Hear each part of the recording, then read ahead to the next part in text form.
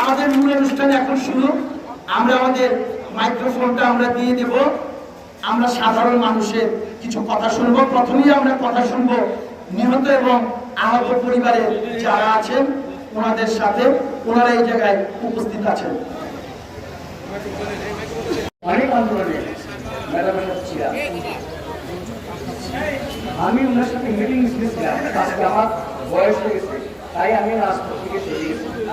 কিন্তু এখনো শরীর চাই নাই, এখনো শক্তি আছে, ইনশাল্লাহ বল আছে, এখনো রাজপথে নামিয়া আমি কথা বলতে পারি, আমি এখনো ভাষণ দিতে পারি, বক্তব্য দিতে পারি। দেখবেন আপনার বক্তব্য জিয়া